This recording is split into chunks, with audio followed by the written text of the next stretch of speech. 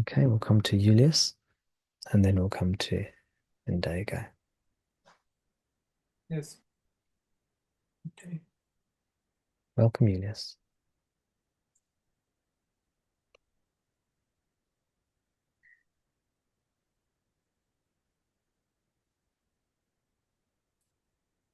In the first session I attended, there was this point where you said that you can't really abide as the self because you are the self, and that abiding as the self means not abiding as that which you're not. I think you put it like this then. And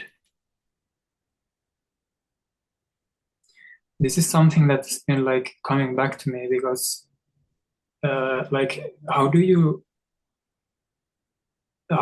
distinguish that the practice is not happening from the assumption that you are a body mind?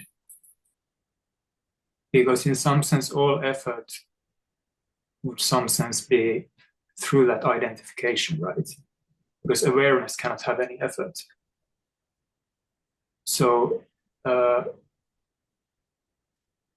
it's been very like confusing because at times it feels like the kind of conflict and all that stuff coming up that I've had, it feels like that it somehow like remains very stuck at the level it's at. But the moment something like clicks, there comes this kind of some kind of a dislodgement, and all the conflict just like dissipates into like energy. And it always comes with the kind of a natural realization that I am not this body, but the conflict is based on the sense that I am this body. Like all the fear and the whatever stays like pent up because of it. But I suppose, like, I'm not sure what I'm asking here, but why does it seem to like come and go? Why does what seem to come and go? Sorry. That kind of a release and that kind of a like effortlessness in the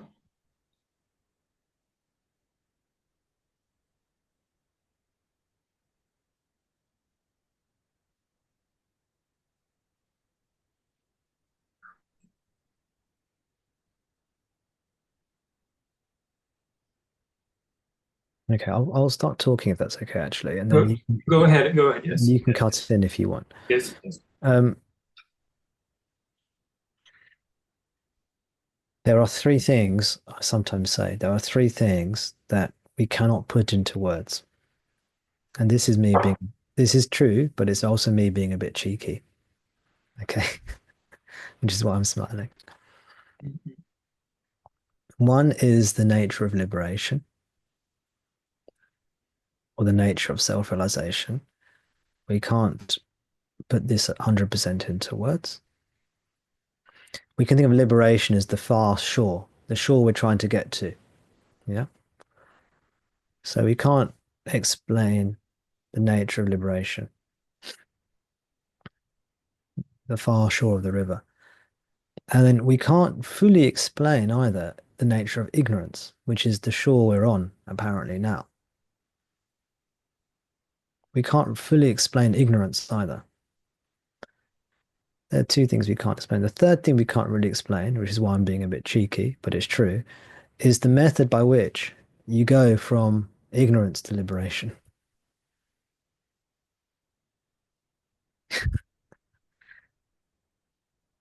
So that's the entire spiritual path, by the way. We can't really explain what ignorance is. We can't really explain what liberation is. And we can't truly explain how to do self-inquiry, which is the ferry, the vehicle, the method by which we travel from one shore to the other. And of course, ultimately, all these are false. None of these are actually real, apart from liberation or the final realization. Incidentally, that is something Gaudapada also says. He doesn't say the bit about not being able to describe anything, explain it in words, but he says that There's a seeker, there's a teacher, there's a path, there's a method, and there's liberation. Apart from liberation at the end, all of these are illusory. Gaudapada says this in his commentary on the Mandukya Upanishad. There's a verse where he says this.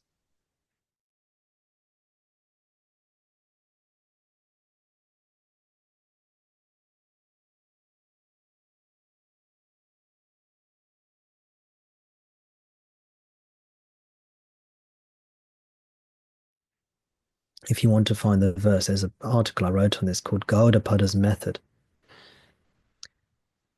And I think I've quoted the verse in that article. Now, if we read Bhagawan's writings, what may strike you, it struck me. What may strike you is how he's not very precise with his words. He speaks very loosely with his words. We see the same in the Upanishads. The Upanishads are not precise in their words. They use words loosely. Now, why is this? It's because this is a teaching in itself, by the way. This is a teaching in itself because we should realize having clarity of thought and words and being very meticulous and very precise in the way we express ourselves is not necessarily going to be helpful to us. And if we trust that Bhagavan's teachings are the most helpful or very helpful teachings, then we have to conclude that his loose way of phrasing things is also helpful, which again means that clearly expressing how things work and being very clear in our verbal expression is of secondary importance. Mm-hmm.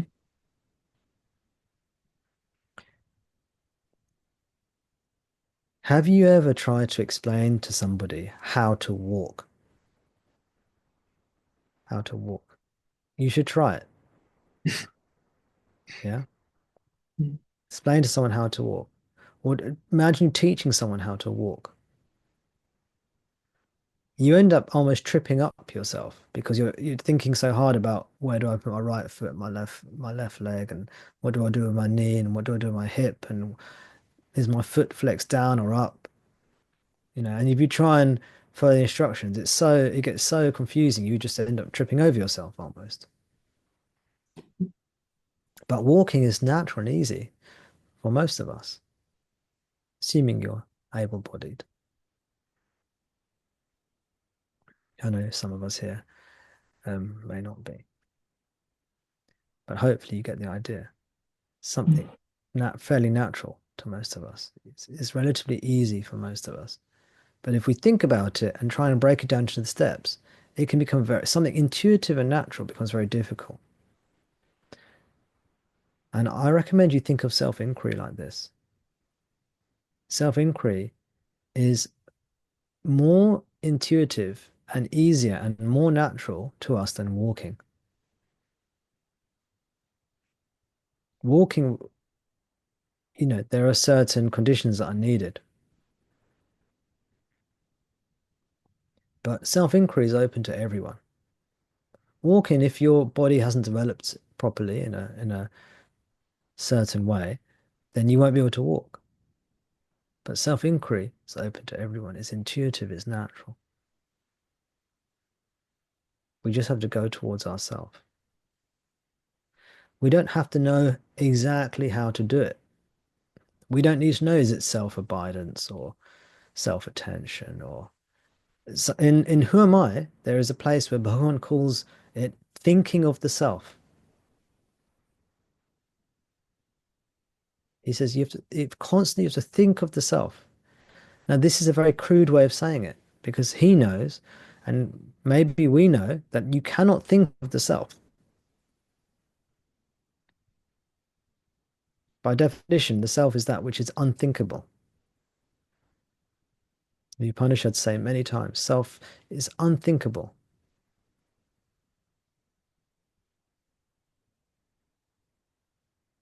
I can't remember the Sanskrit. I think it's achinta. It Yeah, is, yes. Achinta, is that, do you know? I think it is, yeah. Achinta mean I think is you cannot. Chinta means think, you can think of it. Achinta means you cannot think of it. Whereas in Who Am I, Bhagavan says you should think of the self. And I think he uses the word chinta. Constantly think. So the terms we use doesn't matter. Observe awareness. Arthur has read this beautiful quote. Observe awareness is the phrase used.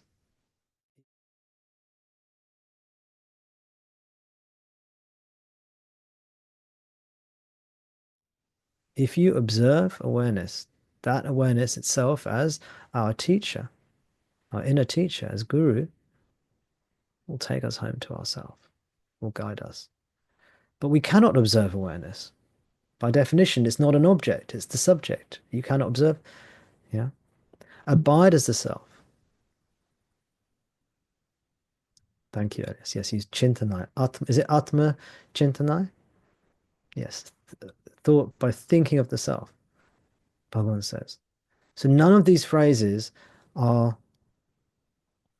accurate, nor can they be. Self-inquiry,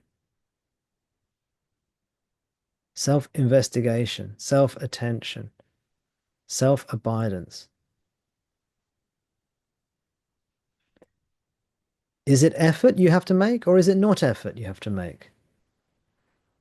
Right? Because as you said, the self can't make effort, the body can make effort. If we think about this too much, we end up being like the person who's trying to um, understand exactly how to walk in all the different steps. We end up falling over. There's a paradox called Zeno's paradox. Have you heard of it? I don't think I have. I've heard the name, but I don't know what it's about. Oh, I can't remember how it's phrased exactly, but I think it's about walking from point A to point B. Imagine there's just like maybe 10-meter area. You're walking from point A and to point B, and it's 10 meters. You're just walking from point A to point B. Anyone can do that almost. Pretty much anyone can just walk from one place to another, 10 meters. Zeno's paradox is that if you start off at point A, after a certain amount of time, you will have reached halfway, in this case, 5 meters. And then after a certain amount of time, again, you would have met half that again, which is 2.5 meters. Then after a certain other amount of time, you would have met half of that. Some tests in mathematics, 1.25 meters. Yeah. And another certain amount of time, you're going to have gone halfway that again, and so on, and so on, and so on, and so on, and so on. But using this logic, you never ever reach your destination. Because after a certain amount of time, always halving the destination, the distance, and meet, you never actually reach the finish line. Because every certain period of time, you're just halving the distance. So by logic, it will take an infinite amount of time to walk from point A to point B. Can you see that? This is Zeno's paradox. Yes, now that you describe it, I've heard it. Not yet. I just didn't remember. Yeah. And it's logically totally consistent. Yeah. This is an ancient paradox. Ancient Greek mathematicians came up with this idea. But obviously, it's not true because everyone can just walk 10 meters. We do it all the time. And self-inquiry is a bit like this. If we think about it too much and think, well, how do we inquire into the self? Who's inquiring into the self? Am I making effort? Well, isn't that the body mind? Yes, it is. But aren't I the self? And can I make effort? And can I observe the self? Because the self is not an object. And can I think of the self? Because the self is unthinkable. If it's unthinkable, how do I do self-inquiry? Then the mind is like Zeno's paradox or trying to figure out how to walk. You end up falling over. You end up never being able to, you end up so intellectually paralyzed, you can't even walk 10 meters.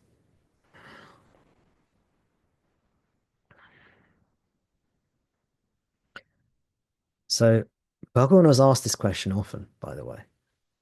And one of the ways he responded is he said, this is very difficult for the mind. He says it's only a problem for the mind. This is only a problem for the mind.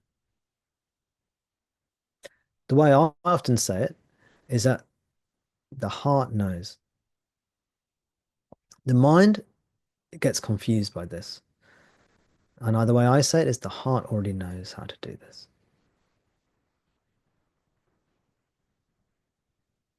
The heart already knows.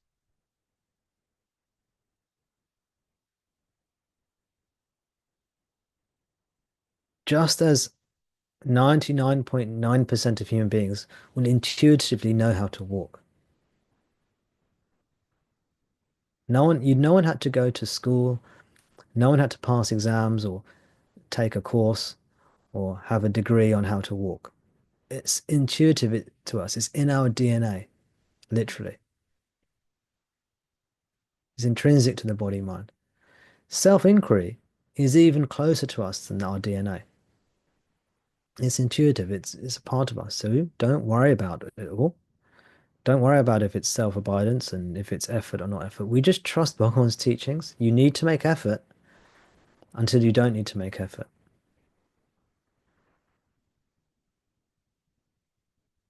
If we think about it too much, we end up falling over, never reaching the destination.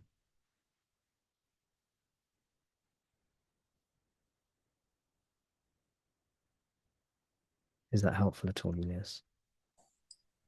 I think more helpful was just to listen to you talking than the answer itself. But I mean, yeah, Why is that? I get what you're saying, but why is that? Why does listening to me talking help rather than the content of what I'm saying?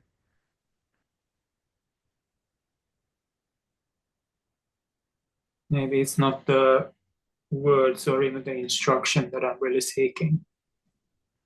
What are you seeking?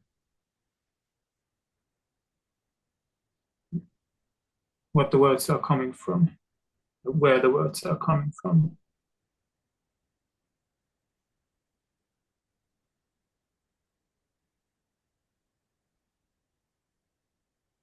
Very good.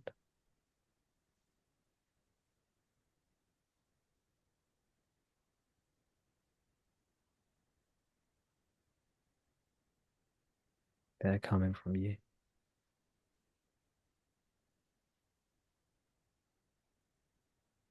Your heart. Your heart.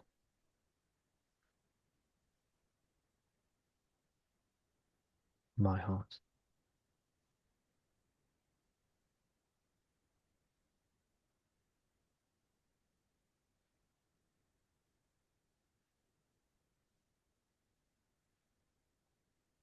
Let the thoughts come and go and then let go of them.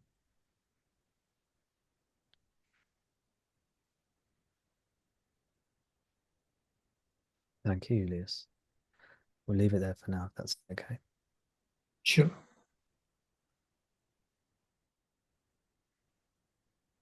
Mm. Thank you, Julius.